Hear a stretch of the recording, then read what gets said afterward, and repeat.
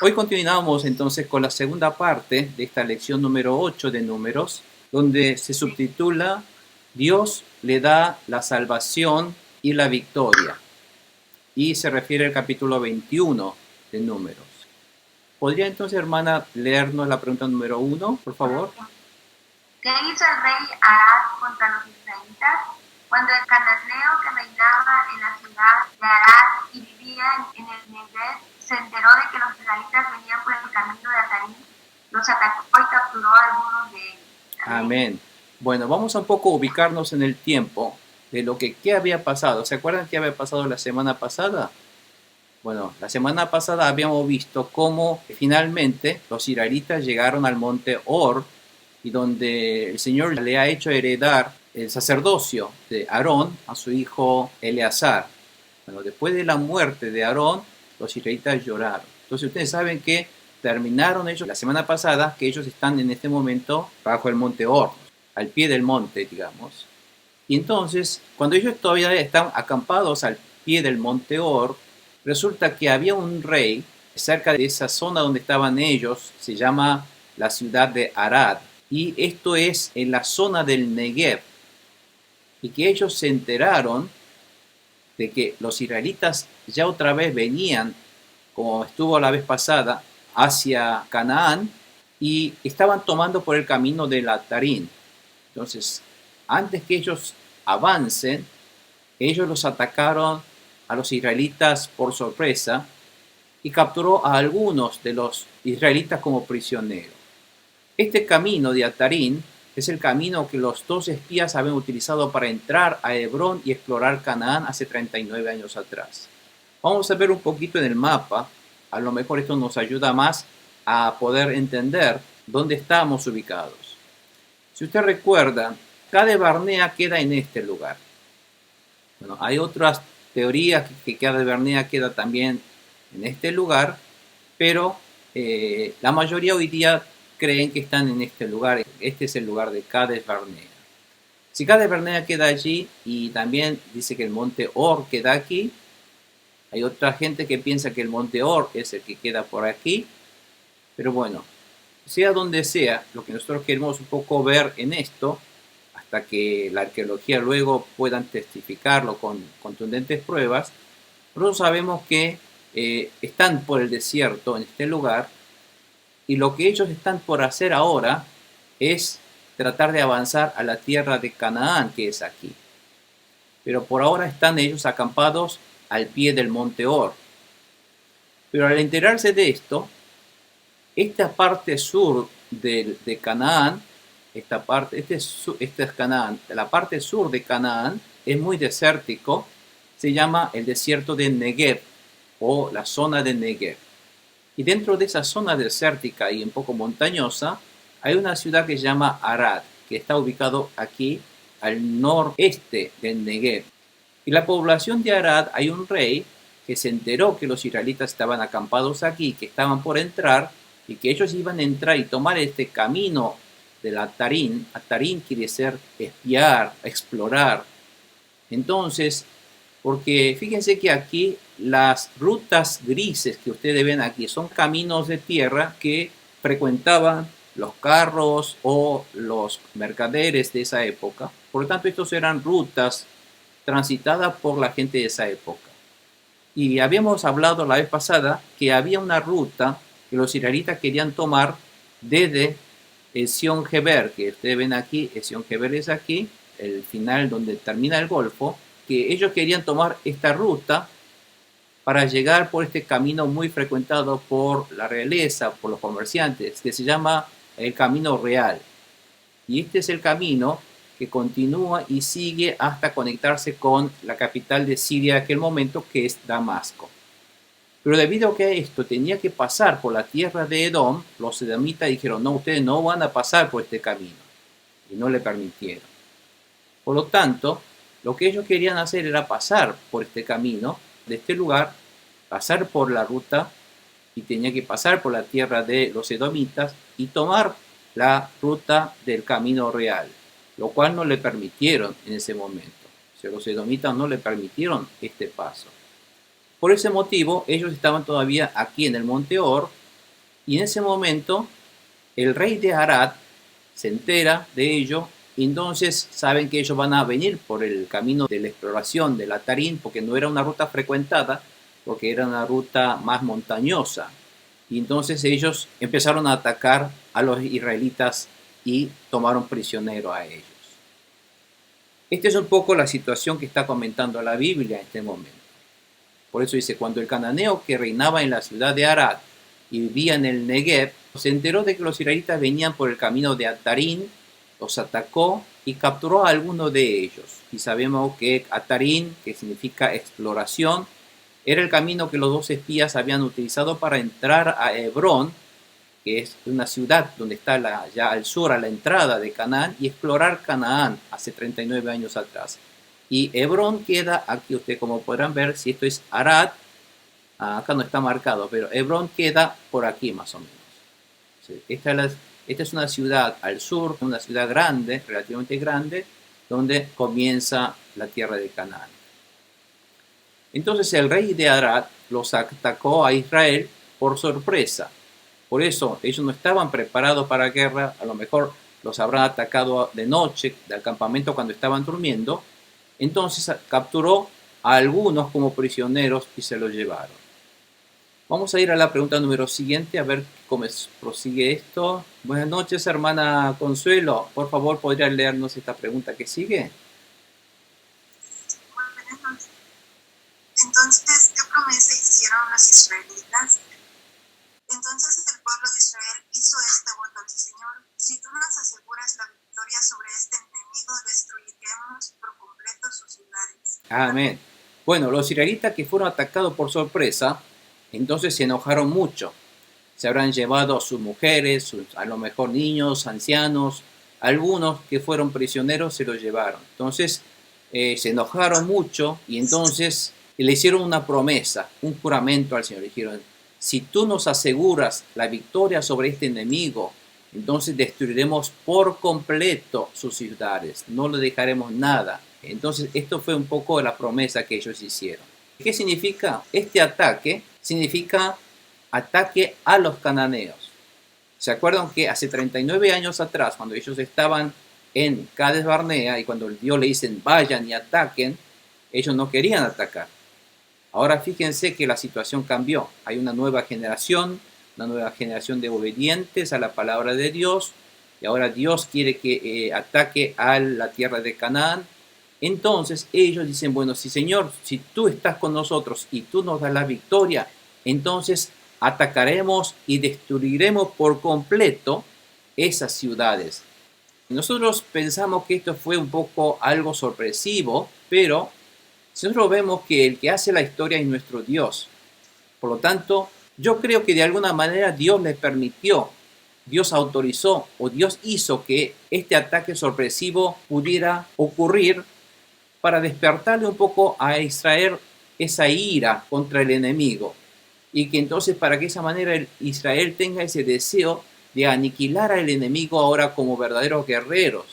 Porque hasta ahora fueron un pueblo que salieron de la esclavitud, estuvieron deambulando por el desierto y cuando Dios en Cades Barnea le dijo que vayan a atacar, ellos no querían guerrear. Nosotros no somos soldados. Entonces trataron de buscar excusas para no obedecer a la palabra de Dios.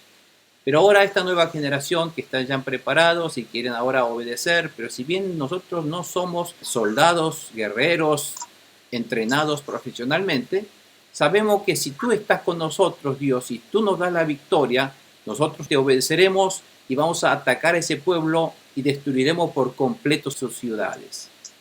Entonces, cabe destacar que si bien Israel es quien pelea, el que pelea aquí es Israel, pero ellos están declarando por fe que el triunfo y la victoria está en las manos de nuestro Dios.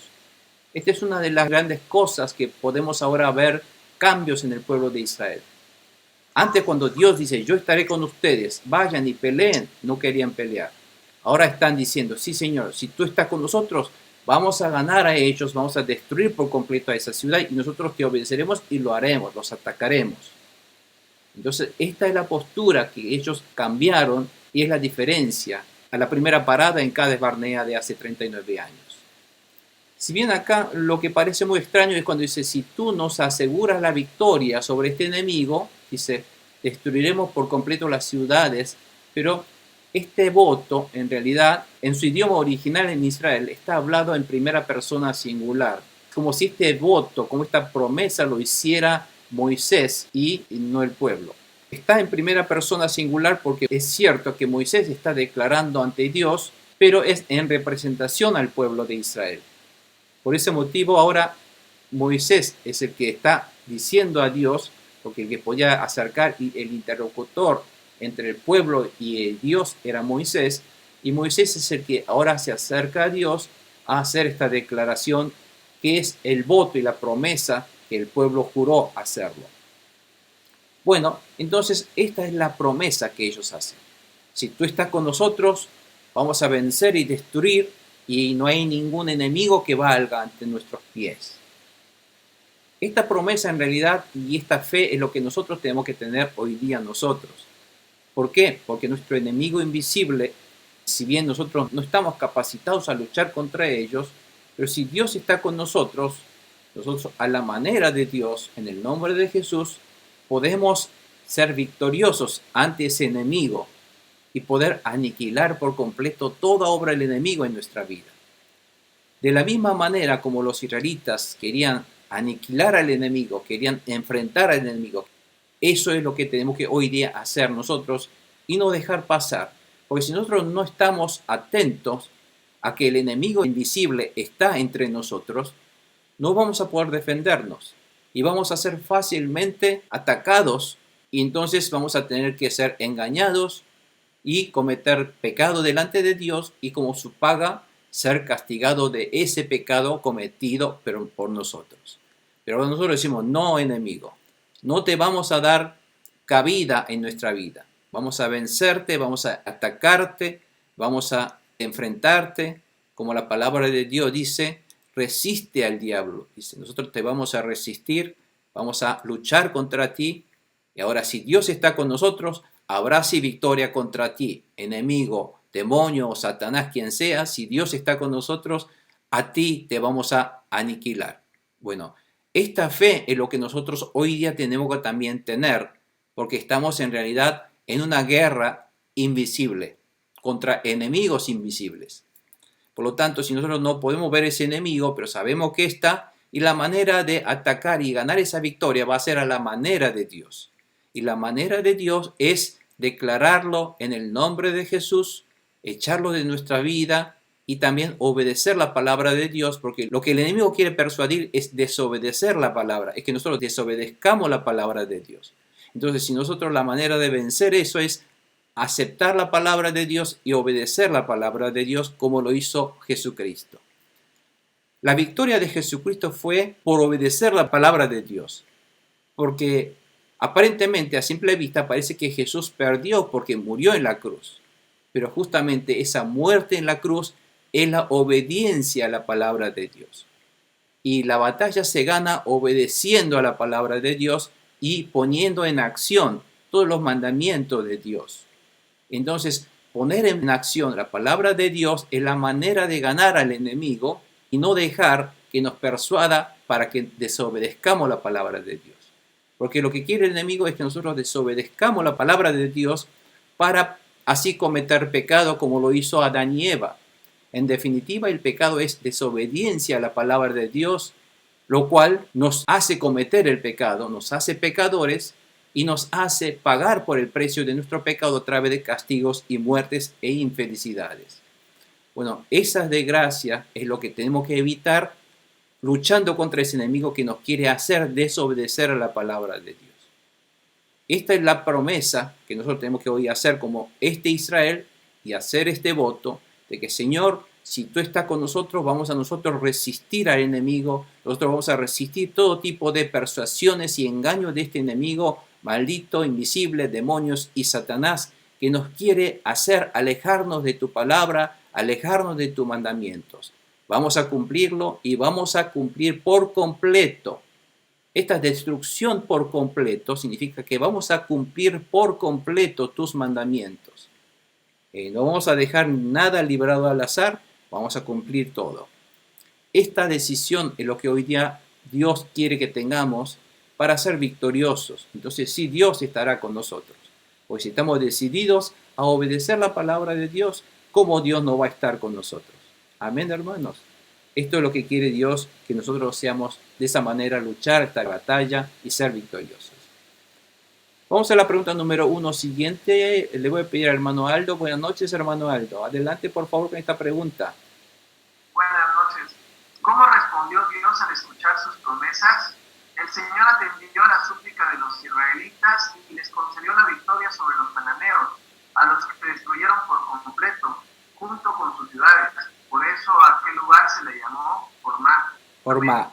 Amén. Gracias, hermano. Bueno, efectivamente,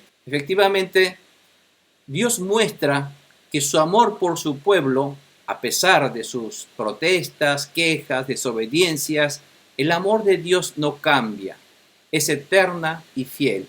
Y a eso llamamos que nuestro Dios es santo. La santidad de nuestro Dios es que siempre sea fiel, cumpla su palabra, no cambie con el tiempo. Si bien parecería que Dios se enoja y castiga, pero ese castigo de Dios es debido a que el pueblo desobedece y en realidad ese castigo es por el amor a su pueblo. Sabemos que por eso dice la palabra de Dios también, que aquel padre que ama a sus hijos los disciplina. Entonces Dios los castiga a veces para disciplinarlos, pero no por la falta de amor. El amor de Dios por su pueblo nunca cesó.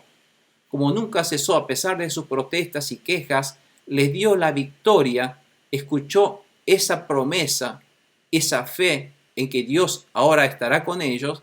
Entonces, por lo que ellos ahora pudieron destruir por completo, junto con sus ciudades, al enemigo. La palabra que luego llama a esa tierra Hormá, Hormá significa destrucción total, completo, o una maldición. ¿Vieron cuando hay una maldición y totalmente quedan aniquilados? Bueno, esta destrucción total significa Hormá. Y directamente renombraron esa tierra como Hormá, como una destrucción total, un lugar de destrucción total, como un lugar de maldición. Y esta primera victoria contra los cananeos fue la primera batalla librada para ser un ejemplo y símbolo de que la victoria está en las manos de Dios cuando ellos obedecen a la palabra de Dios. Van a ver que no siempre ellos van a ser victoriosos. ¿Y cuando no son victoriosos? Cuando ellos desobedecen a la palabra de Dios. Y cuando ellos siempre obedecen a la palabra de Dios, ellos serán siempre, pero siempre victoriosos. Y este fue un ejemplo de cómo ellos ahora podían ganar a los cananeos. Antes tenían miedo de luchar y de batallar, pero ahora saben que ahora si Dios está, ellos ahora tomaron confianza de que Dios está con ellos y que si obedecen a Dios, Dios los acompaña y Dios le da la victoria a ellos. Bueno, este fue un ejemplo y una batalla simbólica de que ahora ellos van a poder tomar Canaán. Y van a seguir de esta manera, empezando a tomar Canaán. Vamos a la pregunta número 2. Le voy a pedir nuevamente a la hermana Lucero, por favor. ¿Por qué el pueblo de Israel se desanimó otra vez? Los israelitas salieron del monte Or por la ruta del Mar Rojo. Bordeando el territorio de Edom, en el camino se impacientaron.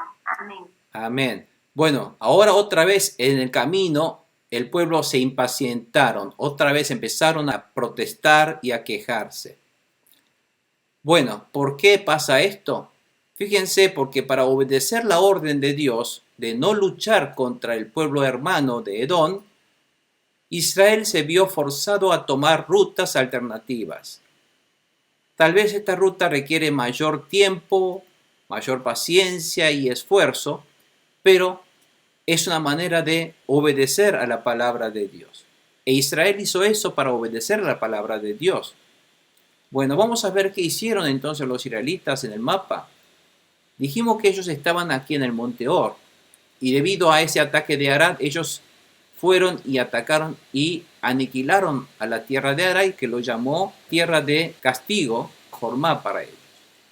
Pero debido a que ellos ahora no pueden ir por este camino que querían ir, que es el camino más corto para poder llegar aquí y entrar a Canaán, y porque debido a que Edom no permitía pasar por ese camino, por su tierra.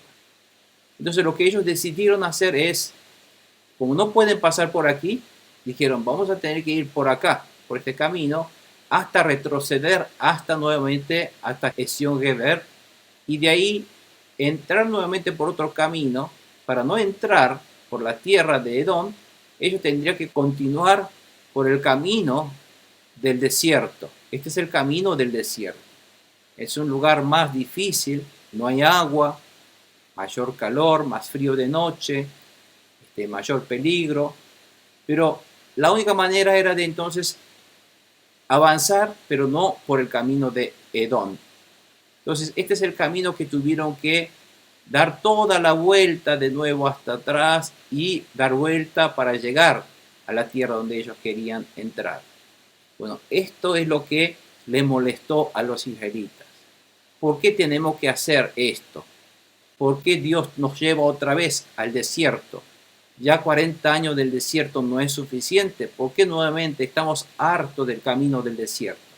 No hay agua, no hay comida suficiente. Entonces empiezan otra vez ellos a quejarse por este avance por el desierto. Entonces eso es lo que les impacientaron y empezaron a quejarse. Nosotros sabemos que para a veces obedecer la orden de Dios de no luchar contra Edom, tenemos que a veces obrar con mayor paciencia. A veces el tomar rutas alternativas requiere mayor tiempo y paciencia, esfuerzo, pero tenemos que nosotros hacer y soportar ese tipo de sacrificios para no desobedecer a la palabra de Dios. Y en nuestra vida también, a veces si nosotros para no luchar contra nuestros hermanos, tenemos que tomar otras actitudes que tal vez para nosotros tengamos que tener más paciencia. A veces eso nos hace demorar más, nos requiere mayor tiempo, pero a veces tenemos que hacerlo sin protestas, porque esa es la manera de glorificar a Dios. La venganza es de Jehová, ¿no es cierto? O sea que el que hace el mal pagará, pero el que hace pagar ese mal es Dios y no uno. Por lo tanto, nosotros tenemos que remitirnos a obedecer la palabra de Dios y no luchar, y no pelear, y no entrar en discusiones. Eso es lo que Dios quiere que nosotros seamos. Vamos a ver entonces qué pasó con los israelitas. Hermana Consuelo, por favor. Dice, ¿qué postura tomaron los israelitas hacia Dios y Moisés? Comenzaron a hablar contra Dios y contra Moisés. ¿Para qué nos trajeron ustedes de Egipto a morir en este desierto? Aquí no hay pan ni agua. Ya estamos hartos de esta pésima comida. Bueno, ¿a qué llama esta pésima comida? La pésima comida es el maná que Dios les estaba dando, ¿cierto? No se olviden que los israelitas ahora continuamente, todas las mañanas, les llueve maná. Por eso en el desierto ellos pueden vivir. Esos 2-3 millones de personas pueden vivir porque llueve maná toda la mañana. Imagínense. Y el desierto donde ellos acampan están como si fuera una nevada total. Y está toda la mañana la comida está llena. Y es tan buena esa comida que cuando ellos lo probaron por primera vez dijeron, qué buenísima, ¿qué es esto que está tan bueno? Y de eso salió el nombre de maná. ¿Qué es esto? ¿No es cierto? Qué bueno. Bueno, ahora ellos dicen, esto es pésima comida. ¿Y por qué dicen que es pésima comida? Porque ellos están ahora más mirando hacia las cosas del mundo y no las cosas de Dios. Cuando miramos más las cosas del mundo, las cosas de Dios ya parece pésima. Aunque esto había sido bueno para mí antes, ahora lo miramos con reojo y decimos que no es bueno. Y esto es lo que está pasando con los israelitas. Siempre se quejan de que ahora no hay pan ni agua, pero en ningún momento los israelitas murieron de sed y ni de hambre, ¿no es cierto? Y ahora, ¿por qué se preocupan? Si hasta 40 años ellos no murieron, porque Dios los alimentó siempre y Dios les dio agua siempre cuando necesitaba. ¿Y por qué ellos están otra vez quejándose? Y porque ellos están ahora mirando otros objetivos y no los objetivos de Dios. Si uno está con los objetivos de Dios, no tiene por qué protestar ni quejarse otra vez contra Dios. Dios siempre ha estado alimentando y dando de beber. Hasta sus ropas, sus sandalias no se gastaron. ¿Por qué? Porque Dios los ha estado protegiendo y guardándolos. La gente se olvida fácilmente de esto y se queja siempre de las pequeñas cosas, o a veces cuando encontramos pequeñas dificultades en nuestra vida, inmediatamente tratamos de echarle la culpa a Dios y buscarle a Dios razones para protestar. Bueno, esto es lo que realmente no le pareció bien a Dios. Y por este motivo, ellos empiezan a protestar y Dios no tiene más remedio que castigarlos. Y esto ocurre entonces en la siguiente pregunta. A ver, pastor, buenas noches. ¿Podría por favor ayudarme con esta pregunta, por favor? Y gracias, pastor. Buenas noches. ¿Cómo castigó Dios al pueblo que protestaba? Por eso el Señor mandó contra ellos serpientes venenosas para que los mordieran, y muchos israelitas murieron. Bueno, fíjense que la desobediencia de la protesta, de la queja, eso es pecado delante de Dios. Y Dios es un Dios santo y es un Dios justo. Por lo tanto, en Dios no puede tolerar maldad y pecado. Por eso es Dios santo. Y por eso es justo, porque Él hace pagar justo en la exacta medida las penalidades por el pecado que ellos cometen. Entonces, Dios no puede dejar de castigar al pecado del pueblo de esa protesta. Por lo tanto, lo mejor es no pecar contra Dios, porque siempre si nosotros pecamos contra Dios, ese pecado siempre trae castigos, trae su paga. Por lo tanto, la manera de vivir nuestra vida plenamente, sin tipo de castigos y contratiempos ante Dios, es tratar de no pecar ante Dios. Y sabemos que no pecar significa obedecer la palabra de Dios, poner en obra, en práctica, la palabra de Dios. El no poner en práctica esa palabra de Dios trae paga de ese pecado como dificultades, como fracasos, como luchas, peleas, ataque del enemigo, y somos mordidos por el enemigo Satanás, que está aquí simbolizando la serpiente. Por lo tanto, si nosotros empezamos a quejarnos contra Dios, a no obedecer la palabra de Dios, entonces es el momento oportuno en el cual el enemigo Satanás y sus demonios empiezan a atacarnos y nos muerden. Y no nos muerden con sus colmillos, nos muerden con persuasiones, nos muerden con engaños, por lo cual empieza a cambiar nuestra forma de pensar, empezar a quejar contra las cosas de Dios diciendo que esto es una pésima comida, porque Dios me hizo hacer esto, porque Dios me está llevando esto, porque ya estoy harto de esto, de estas cosas de Dios. Bueno, ya cuando uno empieza a hablar de esa manera es porque ya está mordido por la serpiente venenosa. Entonces inmediatamente tenemos que darnos cuenta, yo no puedo hacer esto a Dios. Estoy haciendo algo mal porque hay un enemigo que ya me mordió en mi mente y ya me mordió en mis sentimientos para que pudiera obrar de esta manera. Fíjense, este castigo era darle muerte mordido por las serpientes venenosas. Esto está simbolizando al Satanás y sus demonios que nos ataca para que nosotros pequemos, y la paga del pecado es muerte. Y dijimos que la muerte no solamente es que deje de respirar, sino la muerte significa todo tipo de temor, odio, infelicidad, preocupación, fracaso. Todas esas cosas negativas de nuestra vida también se refiere como muerte, muerte espiritual. Y esto cuando ocurre, cuando hay mordida de serpientes, cuando somos entregados al enemigo Satanás, que nos engaña para que desobedezcamos y protestemos contra Dios, como en este caso los israelitas. En realidad, hasta ahora, durante los 40 años en el desierto, ¿cómo es posible que no se hayan mordido y ahora justamente vengan estas serpientes? ¿Que aparecieron de golpe las serpientes? No, esas serpientes siempre estuvieron en el desierto. Pero durante 40 años nadie era muerto, nadie era mordido, porque Dios los protegía. Cuando ellos obedecían la palabra de Dios, Dios los protegía, Dios los guardaba para no ser mordidos. Por lo tanto, no es que Dios les mandó. Aquí habla como que Dios mandó contra ellos serpientes. Sí, es cierto. La palabra Dios mandó es porque Dios les dejó que esas serpientes venenosas ahora los mordieran. Que ya la mano protectora de Dios ya no estaba más con ellos. Cuando Dios levanta su mano protectora, ahora empiezan a atacar los enemigos, las serpientes, los demonios y Satanás. Vamos a la pregunta número 3 siguiente. Le voy a pedir entonces de nuevo al hermano Aldo, por favor. Adelante, hermano, por favor. Él le rogó el pueblo de Israel a Moisés. El pueblo se acercó entonces a Moisés y le dijo: hemos pecado al hablar contra el Señor y contra ti. Ruega al Señor que nos quite esas serpientes. Moisés intercedió por el pueblo. Amén. Amén. ¿Por qué creen que ellos ahora se fueron a Moisés? ¿Por qué? Porque la gente se moría. Ellos estaban agonizando. Ahora había serpientes que antes no había, ahora hay serpientes que vienen por todos lados y la gente empieza a morir. Muchos son mordidos, muchos son muertos.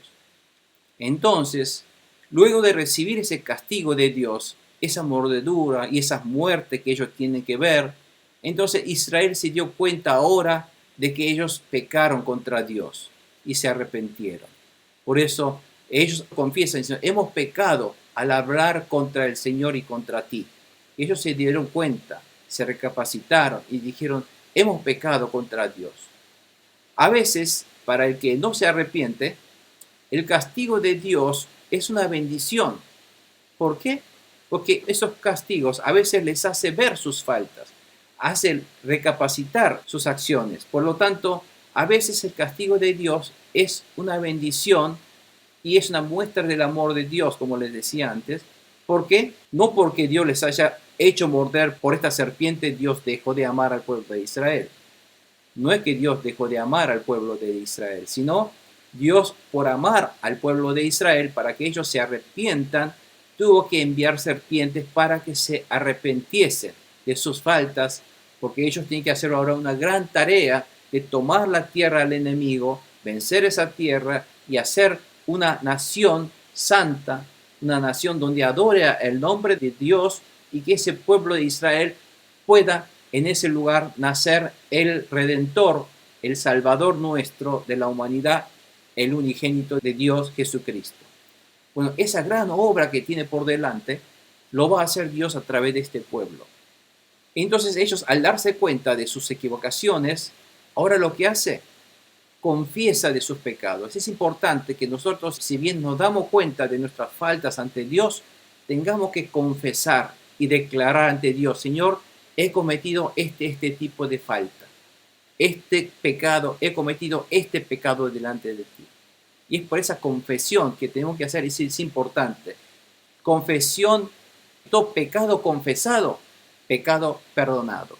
A ver, repitan conmigo: pecado confesado, pecado perdonado. Por eso tenemos que confesar nuestros pecados. Amén, hermanos. No hay que dejarlo solamente a la mente y recordar, porque eso siempre va a seguir molestando en nuestro corazón. Cuando nos damos cuenta de que hay pecado cometido delante de Dios, tenemos que postrarnos delante de Dios y decir: Señor, he cometido esta falta ante ti y quiero que me perdones, por favor, Señor. Entonces ahí viene la mano amorosa de Dios del perdón y de la limpieza de nuestros pecados con la sangre de Jesucristo. Por eso nosotros en Pistis hacemos esa tira de papel donde escribimos todos nuestros pecados, porque hace falta. No estamos acostumbrados, a veces no sé, por el orgullo humano, por no sé por qué, pero no queremos admitir nuestras faltas. Pero es importante ante Dios admitir nuestras faltas, reconocerlas y confesar delante de Dios y pedir el perdón por ello. Ahí entonces viene esa mano amorosa de Dios, el perdón, y que nos empieza a limpiar nuestros pecados y sentimos ese alivio en nuestro corazón, esa felicidad que empieza otra vez a inundar nuestro corazón y esa paz que viene de parte de Dios. Si hay todavía impaciencia, si hay tristeza, si hay preocupación, si hay temor, si hay pesadez en mi mente, en mi corazón todavía, eso es porque todavía hay un pecado no confesado, un pecado no arrepentido. Y eso es llevar piedras en mi hombro, rocas en mi hombro. ¿Para qué? Hay que tirar esa roca, esa pesadez de nuestra vida y vivir la vida plenamente, livianamente, confesando nuestros pecados delante de Dios, porque Cristo ya llevó ese pecado, ya pagó el precio de ese pecado. Amén, hermanos. Por eso es importante confesar como lo hicieron los israelitas. Entonces, fíjense, cuando hay confesión de ese pecado, ya Dios le responde dándoles una solución a nuestros problemas del pecado. Dios ahora nos da la manera de Dios de librarnos de esta muerte, de esta infelicidad y de este fracaso en nuestra vida. Y eso lo hace Dios, y a la manera de Dios. Y vamos a ver cómo lo hace. La hermana Lucero, por favor. Pasa el camino de la salvación que Dios le dio al escuchar la oración de Moisés. Y el Señor le dijo, haz una serpiente y ponla en un asta. Todos los que sean mordidos y la miren vivirán. Moisés hizo una serpiente de bronce y la puso en un asta. Los que eran mordidos miraban a la serpiente de bronce y vivían. Amén. Amén. Bueno, fíjense la manera de Dios.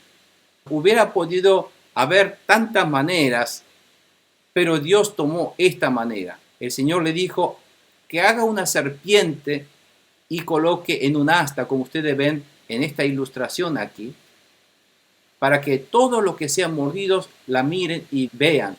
Como es tan alto esto, todo el mundo podía ver. Fíjense que habían 2,5 millones a 3 millones de personas. Estén donde estén, para que ellos pudieran ver, tienen que colocar en un asta. Y una asta alta, seguramente, no sé, hubiera sido algo más alta que esto para que todo el mundo lo pudiera ver. Bueno, Moisés obedeció e hizo una serpiente ahora de bronce y la puso en una asta. Y los que eran mordidos miraban a la serpiente de bronce y vivían. Otra vez Dios les da una orden que demuestra la fidelidad de su palabra. ¿Por qué? Porque Dios ahora a través de esto quiere que la palabra de Dios va a cumplir. Porque si Dios dice, miren a la serpiente y serán sanos, serán salvos, esa palabra de Dios va a cumplir. Otra vez les está enseñando al pueblo de Israel a obedecer la palabra de Dios. Que la palabra de Dios es verdad y ocurre como tal lo dice. La palabra de Dios es la pura verdad para aquel que cree, para aquel que la cree y que obedece, esa palabra ocurre. A veces la palabra de Dios no cierra la mente del hombre. La mente del hombre a veces no puede entender porque no es lógico. Porque una persona que haya sido mordido por una serpiente, lo que necesita es un antídoto. No mirar una serpiente de bronce, ese odioso serpiente que justamente les ha mordido a ellos. Pero Dios le dice, esa serpiente que te mordió a ustedes, bueno, miren esa serpiente y ustedes serán sanos. Y Dios cumple esa palabra. Y la palabra dice que ellos cuando miraban a la serpiente de bronce, los que fueron mordidos, vivieron. Ellos no murieron, fueron salvos, fueron sanados. Eso significa que la palabra de Dios cumple. Todo aquel que ha creído en la palabra de Dios y ha mirado a la serpiente y fueron sanados, ¿qué habrá experimentado? Habrán experimentado que la palabra de Dios es fiel y la palabra de Dios es real como cumple en realidad. ¿Por qué? Ellos necesitan ahora confiar en la palabra de Dios porque tienen que ahora obedecer a la palabra de Dios para ir a la lucha contra los enemigos. Ahora hay una gran tarea de tener que conquistar una tierra donde está lleno de enemigos. Fíjense esa tierra llena desértica, llena de montañas. Ellos tienen que avanzar. Dios le dice, toda esta tierra serán de ustedes si ustedes obedecen a mi palabra. Tomen esa tierra. Entonces Dios quiere que Israel ahora confíen en la palabra de Dios, obedezcan a la palabra de Dios, independientemente lo que la mente de ellos pueda llegar a interpretar o entender. A veces no es lógico con la mente humana, pero toda la palabra de Dios se cumple porque nuestro Dios es un Dios sobrenatural. Por lo tanto, Dios quiere que nosotros obedezcamos todas estas palabras de Dios, aunque nos cierren. Cuando nosotros nos demos cuenta, ¿cuándo vamos a darnos cuenta de que esta palabra realmente es efectiva? Cuando creemos en esa palabra y la obedecemos y experimentamos los milagros de Dios, que las cosas ocurren así. A veces mucha gente cuando ocurre el milagro de Dios en vez de exaltar a Dios, creen que, bueno, eso fue una casualidad. Justamente esto se dio así y fue una casualidad. Justamente el tiempo se dio en ese lugar y eso ocurrió, pero es algo natural. No creo que fue Dios que lo hizo. Esto es incredulidad, ¿cierto? Para aquella persona que sigue siendo incrédula, Dios no va a seguir actuando, porque Dios no es digno de ser constantemente dudado de esa manera. Pero todas aquellas personas que creen y obedecen y miran la serpiente, entonces viven. ¿Por qué? Porque ven, experimentan que la palabra de Dios es real y ocurre como tal. Él lo dice. Nunca la palabra de Dios saldrá vacía de su boca. Entonces, nosotros cada vez más, nuestra fe va creciendo cada vez más porque vamos experimentando más y más los poderes sobrenaturales de nuestro Dios. Bueno, la pregunta número 3, aquí le voy a leer y le voy a un poco comentar. Dice, ¿qué verdad nos enseña este suceso sobre la fe y la salvación? Si nosotros lo leemos en Juan capítulo 3, 14, 15, dice, como levantó Moisés la serpiente en el desierto, así también tiene que ser levantado el Hijo del Hombre, para que todo el que crea en él tenga vida eterna, dijo Jesucristo a Nicodemo. ¿Se acuerdan Nicodemo? Bueno, Jesús está diciendo, cuando Nicodemo vino, diciendo, Maestro, ¿qué debo hacer para obtener la vida eterna? Entonces Jesús dice, primero tendrás que nacer de nuevo. ¿Nacer de nuevo? ¿Cómo nacer de nuevo? Y Jesús les explica que el nacer de nuevo es esta transformación que uno tiene que ocurrir a través de la fe en Jesucristo. Y en ese momento Jesús cita este hecho de Números y le dice a Nicodemo, ese hecho, ese suceso que Moisés levantó la serpiente en el desierto, bueno, es lo que va a ocurrir conmigo. ¿Vieron cuando la gente miró esa serpiente y fueron sanados? Bueno, todo el mundo ahora tiene que mirar al Hijo del Hombre, porque el Hijo del Hombre también tiene que ser levantado como esa serpiente en la cruz del Calvario, y todo aquel que cree en este Jesucristo que fue levantado, colgado en la cruz para expiar el pecado de la humanidad. Entonces, para todo aquel que crea en Él, tenga vida eterna. Esa es la manera de obtener la vida eterna, le dice a Nicodemo. Por lo tanto, este suceso de la serpiente de bronce es un hecho que fue citado específicamente por nuestro Dios Jesucristo, diciendo que este hecho se está refiriendo al evento de la muerte de Jesucristo en la cruz de Calvario para derramar su sangre para expiar el pecado de la humanidad.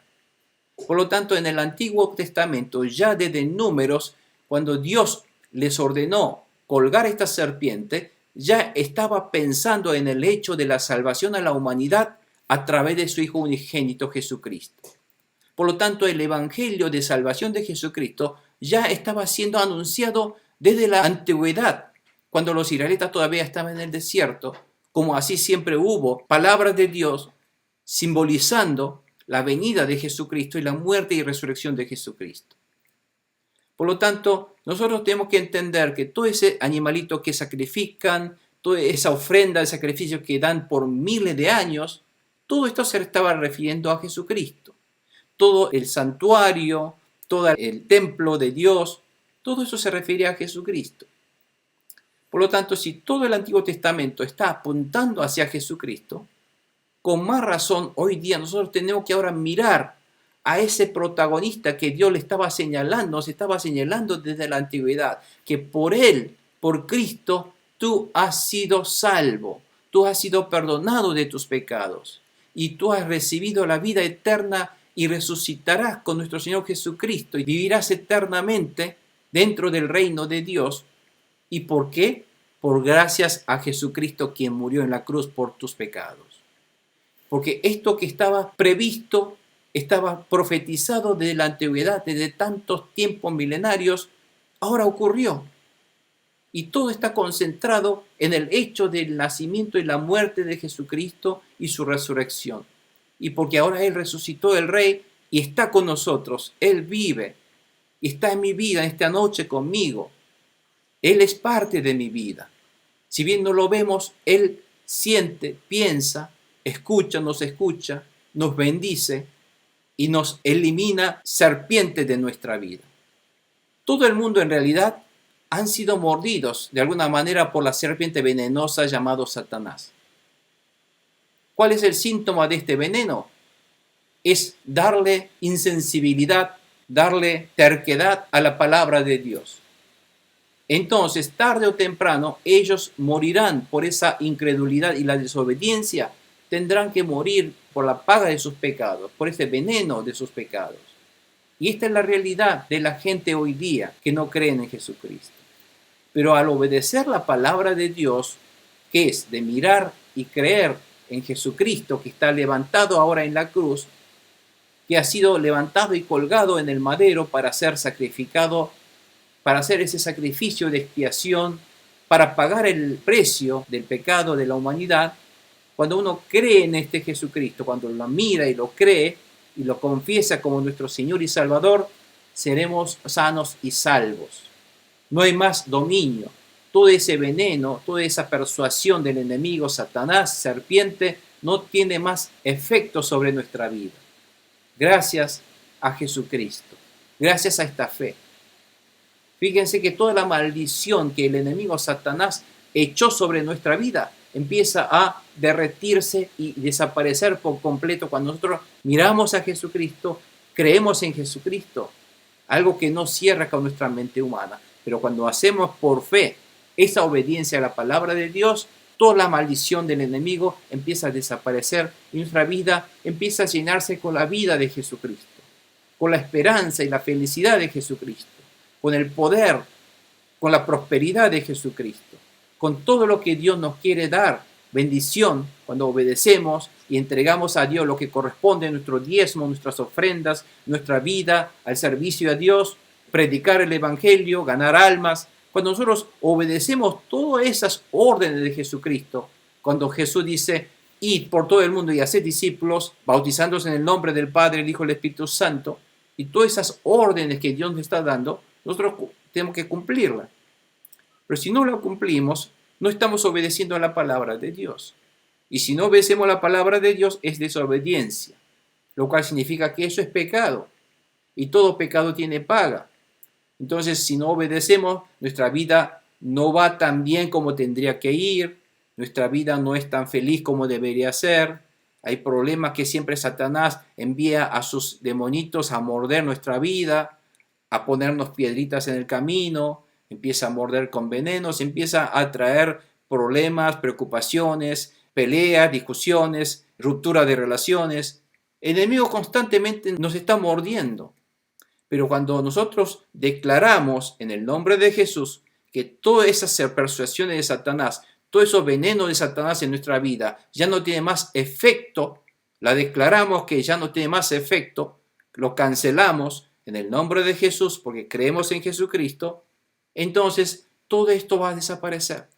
Y por el milagro sobrenatural de Dios, todas las cosas empiezan a marchar como se debe ser. Entramos en la plenitud de nuestro Dios, entramos en la maravillosa felicidad de nuestro Dios, de salud, prosperidad, y todo esto es por obedecer la palabra de Dios y creer en Jesucristo, mirar a Jesucristo, obedecer a Jesucristo.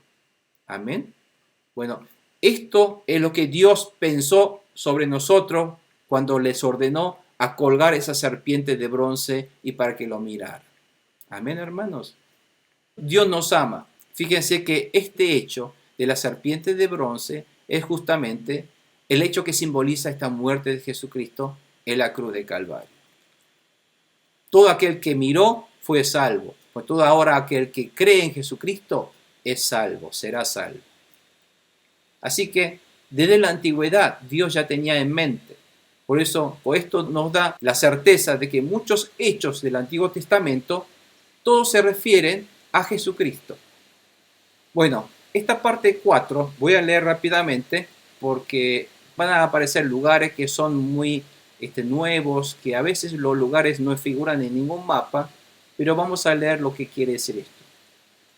¿Por qué los israelitas pelearon contra el rey Sihón de los amorreos y cómo fue la victoria de los israelitas? Los israelitas se pusieron en marcha y acamparon en Obot.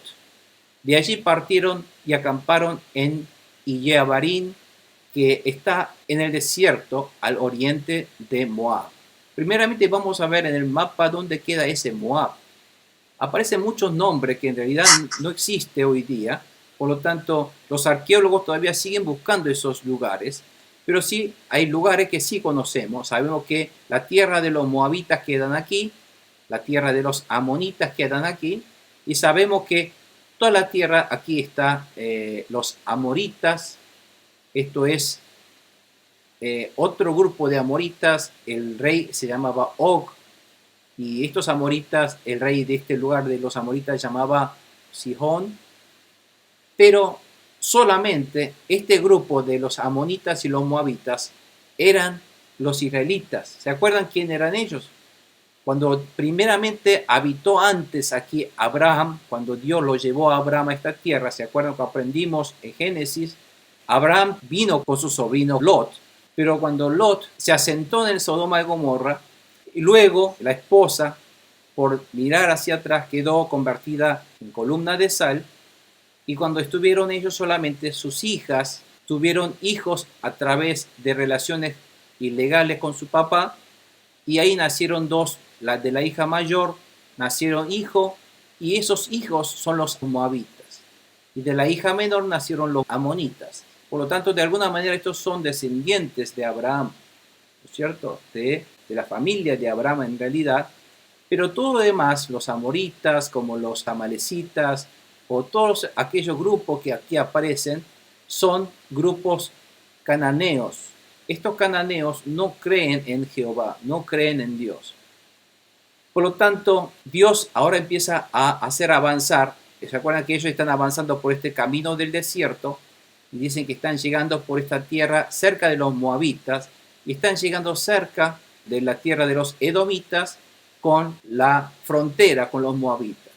Y aquí hay un valle del Saret, que ahora vamos a ver que está el valle del Saret, valle del Arnón, y después aparecen ciudades como el Hesbón, que ahora vamos a ver, que es la capital de los amoritas del rey Sihón, y también la ciudad de Astarot, o como de Edrei, o todas estas tierras de los amoritas del rey Og, que empiezan ellos a avanzar ahora, atacando y ganando esta tierra y destruyendo, tomando esta tierra. Bueno, un poco es esto lo que están narrando para que nosotros podamos entender esto. Los israelitas se pusieron en marcha y acamparon en Obot. De allí partieron, acamparon en Yeabarín, que está en el desierto al oriente de Moab. ¿Se acuerdan que Moab, la tierra de Moab, ahora queda al oriente, al este, en el desierto? De allí partieron y acamparon en el valle de Seret. ¿Se acuerdan del valle de Seret? Donde estaba ese río, frontera con Moab y los edomitas. De allí partieron y acamparon al otro lado del río Arnón, que está al norte de Moab, que está en el desierto que se extiende desde el territorio de los amorreos. El río Arnón sirve de frontera entre el territorio de los moabitas y de los amorreos, como habíamos visto en el mapa. Por eso puede leerse en el libro de las guerras del Señor, donde dice hacia el Mar Rojo, los valles y el Arnón. La ladera de los valles que se extiende hasta la región de Ar y la frontera de Moab, de allí continuaron hasta Ber, el pozo donde el Señor le dio a Moisés. Reúne al pueblo y les daré agua, dijo Dios. En esa ocasión Israel entonó este cántico: que brote de agua, que cante el pozo, dice. Estaban felices los israelitas para que cantaran, porque estaban luchando en el medio hicieron el camino, todo ese trayecto, después de ser mordidos por la serpiente, se dieron cuenta, se arrepintieron, obedecieron a Dios. Cuando Dios los manda por el camino del desierto, fueron por el camino del desierto para no luchar contra los edomitas, empezaron a avanzar, y cuando estaban ya cansados, Dios oportunamente les hace llegar hasta el pozo de agua. Fíjense cuán contentos estaban ellos, que empiezan a cantar y a agradecer a Dios. Están todos alabando a Dios, dice, porque Dios les dio agua a ellos.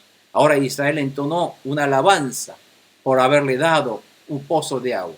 Pozo que el gobernante cavó con su cetro y que el noble abrió con su vara, pero ahora ellos lo hizo para que ellos puedan tomar de esa agua de pozo. Bueno, desde el desierto se dirigieron entonces a Mataná, de Mataná a Nahaliel, de Nahaliel a Bamot. Entonces Todos esos son territorios de los amorreos. Y de Bamot al valle que está en la región de Moab hasta la cumbre del monte Pisgah, donde ahora puede verse el desierto de Jesimón. Bueno, Israel envió emisarios a Sihón, el rey de los amorreos, con este mensaje. Dijo: te pido que nos dejes pasar por tus dominios. Te prometo que no entraremos en ningún campo, ni viña, ni veremos agua de ningún pozo. Nos limitaremos a pasar por el camino real hasta que salgamos de tu territorio. Otra vez le pidió a los amorreos, al rey de Sihón. Pero Sihón no dejó que los israelitas pasaran por sus dominios. Más bien reunió a sus tropas y salió a hacerle frente en el desierto. En contrario, les hizo frente. Cuando llegó a Yahaza, los atacó. Pero los israelitas lo derrotaron y se apoderaron de su territorio desde el río Arnón hasta el río Jaboc, es decir, hasta la frontera de los amonitas, en la cual estaba fortificada. ¿Dónde es eso? Vamos a ver esto. Ahora los israelitas no solamente empezaron a atacar, fíjense que esto es Simón, de los moabitas de la tierra de los Arnón, le pidió que dejara pasar por este camino real, no dejaron pasar, entonces les atacó y destruyó totalmente a este rey Sihón y tomó este territorio desde el valle del Arnón hasta el valle de Jaboc, que está aquí. Jaboc es que está en la frontera entre Amón y los amorreos, porque esto es amonitas y los amorreos. Hasta esta frontera tomaron, todo esto fue tomado por los israelitas. Así que fíjense, Israel sigue avanzando. No hay nadie quien le pare a los israelitas porque está Dios con Israel. Todo enemigo cae ante sus pasos. ¿Por qué? Porque obedecen a Dios y están avanzando como Dios manda. Entonces, desde Arnón hasta el río Jaboc, es decir, hasta la frontera de los amonitas, la cual estaba fortificada. Israel se apoderó de todas sus ciudades amorreas y se estableció en ellas, incluso en Hesbón y en todas sus aldeas. Hesbón era la ciudad capital de Sihón, rey de los amorreos, quien había luchado en contra del anterior rey de Moab, porque era la tierra que Sihón le había quitado a Moab en realidad, conquistado todo su territorio hasta el río Arnón. Entonces ellos habían tomado y le habían quitado hasta el río Arnón de los moabitas. Por eso dicen los poetas: vengan a Hesbón, la ciudad de Sihón, reconstruyanla, restáurenla, porque de Hesbón ha salido fuego, de la ciudad de Sihón salieron llamas, y consumieron las ciudades de Moab y las alturas que dominan el Arnón. Ay de ti, Moab, está destruido pueblo de Quemos. Tu Dios convirtió a tus hijos en fugitivos y a tus hijas en prisioneras de Sihón, rey de los amorreos. Los hemos destruido por completo desde Hesbón hasta Dibón. Fíjense que los amorreos están atacando a los descendientes del pueblo de Dios, a los moabitas, y ellos empiezan a halagarse a sí mismos y están un poco insultando al pueblo de Dios y vanagloriándose ellos mismos de la conquista que ellos habían hecho. Esto también luego Dios lo castigó a través del pueblo de Israel, que los atacó y los devastó a los sihonitas, porque Dios los castigó de esta manera con los israelitas. Bueno, en ese momento ellos cantaban que lo devastamos hasta Nofá, lo destruimos hasta Madbá. Así fue como Israel se estableció entonces la tierra de los amorreos, conquistando a Sihón. Moisés también envió a explorar a Jazer, que es al norte, y los israelitas se apoderaron de sus aldeas, expulsando a los amorreos que vivían allí. Ustedes, como podrán ver, Israel avanza victorioso, pisa sobre los enemigos. ¿Por qué? Porque Dios los acompañaba. Dios les había ordenado. Tenía que haber hecho esto hace 39 años atrás, cuando llegaron por primera vez a Cades Barnea, porque Dios les iba a darle esa victoria. Si bien cruzaba desiertos debido a su tiempo, les suministraba agua de pozo de beber. Fíjense que Dios sabe nuestras necesidades. Dios sabe que nosotros necesitamos agua. Dios ya sabe cuáles son nuestras necesidades.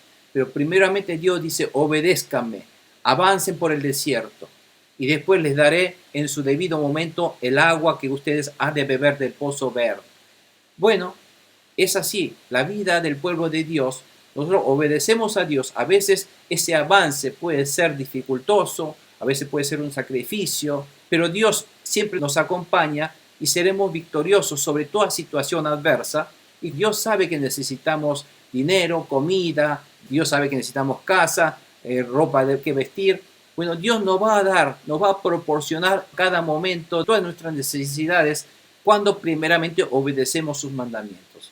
Es lo que está Dios mostrando aquí. Dios quiere que los israelitas aprendan de eso, que Dios los acompaña y Dios les está dando de saciar su hambre y sed cuando necesitan. Dios le va a dar. Viene todo de la mano de Dios. Pero antes, primero Dios, primero las cosas de Dios. Ese es el pueblo victorioso de Dios. Bueno, la pregunta número 4 última dice, ¿cómo los israelitas pudieron apoderarse de los territorios ahora de Og y del rey de Basán? Bueno, este territorio de Basán es el que ahora queda al norte. Si ustedes se fijan, el territorio de Og, de los amoritas del Og, queda aquí. Entonces ellos ya subieron hasta Og y toda esta tierra de Basán es una tierra muy fértil. Es una tierra donde hay muchas actividades agrícolas, es una tierra muy buena y hay muchas vacas y muchos animales porque es una tierra bastante regada por ríos. Por lo tanto, es una muy buena tierra. Y ahora los israelitas avanzan hasta aquí también a tomar esta tierra de los amoritas. Hasta Og fue vencido, el rey de Basán. Pero fue allí donde Og, el rey de Basán, salió con su ejército para hacerle frente en Edrei. Pero el Señor le dijo a Moisés, no tengas miedo, dijo. ¿Por qué? Porque voy a entregar en tus manos a Og, a su ejército y a su territorio. Harás con él lo mismo que hiciste con Sihón, el rey de los amorreos que vivía en Hesbón. Así fue como los israelitas mataron a Og, a sus hijos y a todo su ejército, hasta no dejar sobreviviente. Los aniquilaron y se apoderaron de su territorio. Es una total victoria. Los israelitas mataron a sus enemigos hasta no dejar sobreviviente. Y esto significa en el mundo espiritual victoria total sobre el enemigo. Nosotros hoy día no luchamos, no hacemos una guerra contra hombres de carne y hueso. Ahí dice, ustedes se acuerdan que en Efesios 6:12 dice, nuestra lucha no es contra seres humanos de carne y hueso. Nuestra lucha es contra espíritus malignos, dice. Por lo tanto, todo esto ahora, hoy día, a nosotros corresponde batallar con nuestro enemigo hasta no dejar ningún enemigo sobreviviente. Tenemos que, por último, eliminar toda obra del enemigo de nuestra vida y apoderar de ese territorio de ellos donde nos había quitado. El enemigo nos había quitado nuestro territorio, nos había quitado nuestra felicidad, nos había quitado nuestra salud, nos había quitado nuestros hijos, todo. El enemigo nos había quitado nuestra bendición y bueno, todo ese territorio que implica la bendición nuestra, nuestra salud, nuestra felicidad, lo recuperamos. Cuando aniquilamos completamente, totalmente a la obra del enemigo. Echamos fuera demonios, obedeciendo a la palabra de Dios en el nombre de Jesús, a la manera de Dios de pelear contra esos enemigos.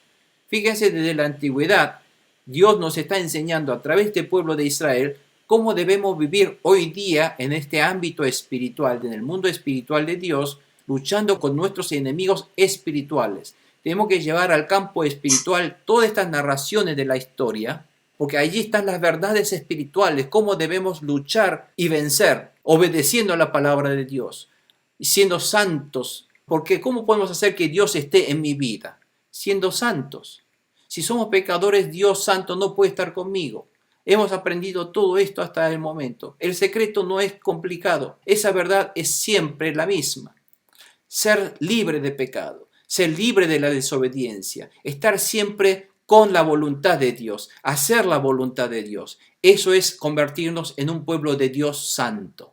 Si somos así, Dios está con nosotros. Y si Dios está con nosotros, seremos victoriosos. Y vamos a luchar contra nuestros enemigos invisibles, Satanás y sus demonios, de la manera de Dios de luchar. Y la manera de Dios de luchar es de obedecer y creer en Jesucristo. Y en ese nombre de Jesucristo, cuando por el poder del Espíritu Santo de Dios, empezamos a ordenar y a reprender a estos enemigos, a echar fuera de nuestra vida y poner nuestras manos de fe para sanar, salvar almas de enfermedades y todo tipo de dolencias. Y seguimos adelante siempre victoriosos. Siempre y cuando aniquilamos, quitamos completamente. No dejamos sobreviviente alguno del enemigo en nuestra vida. No dejamos ni una gota de mancha del enemigo en nuestra vida. Amén, hermanos. Esa es la manera que Dios quiere que nosotros seamos victoriosos hoy día. Y quiero bendecirte en el nombre de Jesús, que a través de estas palabras nosotros ya vamos a poner en práctica. Y en el nombre de Jesús, expulsando demonios. Y recuerden que únicamente Dios es santo y su palabra es fiel. Pero no hay hombre justo, ni siquiera uno, como dice la palabra de Dios. Hasta Moisés es pecador delante de Dios. Y nuestra vida debe ser dedicada a mostrar la santidad de Dios y a predicar el amor mostrado en Jesucristo. Salimos a ganar almas a Cristo. Y para cumplir su palabra, Dios envió a su Hijo unigénito, Jesucristo, para ser levantado como aquella serpiente, para que todo el mundo pueda mirar y creer en Él y ser salvo a través de la fe. No es por obra, sino por la fe en Jesucristo. Y si uno tiene fe, si uno cree en Jesucristo, la obra viene automáticamente seguida de la fe. Muchas veces la gente cree que la salvación viene por hacer la obra de bien, hacer obra de caridad. Eso es lo que estamos diciendo, que no es así. La salvación viene por la fe en Jesucristo. Pero si la fe está en Jesucristo, a continuación lo que viene es nuestra obra de querer glorificar a Dios y obedecer los mandamientos de Jesucristo. Y esto es una obra que viene a continuación de la verdadera fe en Jesucristo. Amén, hermanos.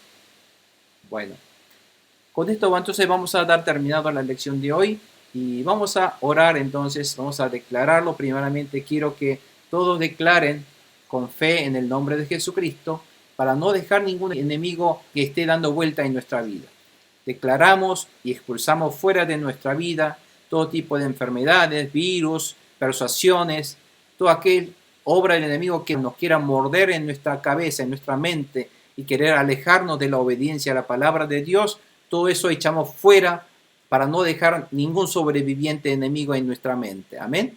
Bueno, oramos, hermanos, cerramos nuestros ojos y declaramos. Padre Celestial, Santo Poderoso, declaramos en nuestra fe en Jesucristo, nuestro unigénito de Dios, para que toda obra del enemigo, en el nombre de Jesús, de nuestra vida sea expulsado para siempre. Queremos todo tipo de persuasión, todo tipo de engaño que nos hace dudar de tu palabra o que nos hace pensar en forma equivocada o en contra de tu voluntad, será en este momento expulsada. Resistimos a creer lo que el enemigo nos quiera dar. Señor, con esta palabra nosotros obedecemos, sea lo que sea, vea lo que vea nuestros ojos, obedecemos que tu palabra siempre es fiel y cumple, Señor, y da efecto como la palabra salió de tu boca. Nunca volverá vacía, sino surtirá efecto como tú lo has dicho y siempre ocurrirá como tú lo has dicho, Señor. Tenemos fe en esto y creemos, Señor, que tú has enviado a nuestro Señor Jesucristo para levantar en la cruz, para que sea exaltado en la cruz, para que todo el mundo lo pudiera ver, que esa muerte en la cruz sirvió como de expiación para perdonar nuestros pecados. Y Señor, gracias a tu grande, enorme amor de haber enviado a tu Hijo unigénito por nuestros pecados, hoy día somos salvos y somos tu pueblo, Señor, y aquí estamos para poder servirte, Señor, para glorificarte. Gracias te damos, Señor, esta palabra de hoy. Seguiremos entonces declarando y creyendo y mirando a nuestro Señor Jesucristo y declarando en nuestro corazón como nuestro Rey y Señor y Salvador, y seguimos juntamente con esta palabra obedeciendo a tu mandamiento. Bendecimos en el nombre de Jesús a tu pueblo en esta noche nuevamente, que el Espíritu Santo los guarde siempre y que toda obra del enemigo en el nombre de Jesús sea expulsado. En este momento declaro todas enfermedades, todo tipo de dolencias, todo tipo de preocupaciones, temor, sea en este momento totalmente limpiado en el nombre de Jesucristo. No hay ninguna obra del enemigo que nos dé dudas al respecto. Todo, Señor, del amor tuyo divino viene, amoroso Padre, toda bendición cuando obedecemos y estamos dispuestos a obedecer y estamos dispuestos a cumplir con tus mandamientos. En el nombre de Jesús, declaramos esta bendición sobre la vida de tus hijos en este momento y que nosotros pondremos en obra todo tipo de obediencia a tu palabra. Señor, ayúdanos. Si hay algo que no hemos cumplido, que el Espíritu Santo nos haga saber para poner inmediatamente en práctica, Señor, esa obra que tú quieres que hagamos, Señor, para que no sigamos pecando contra ti, en el nombre de Jesús. Padre Santo, gracias te damos otra vez en el nombre de Jesús, y protégenos y guárdanos hasta la semana próxima para poder otra vez, a través de esta palabra, ser victoriosos contra nuestro enemigo. En el nombre de Jesús. Amén. Amén.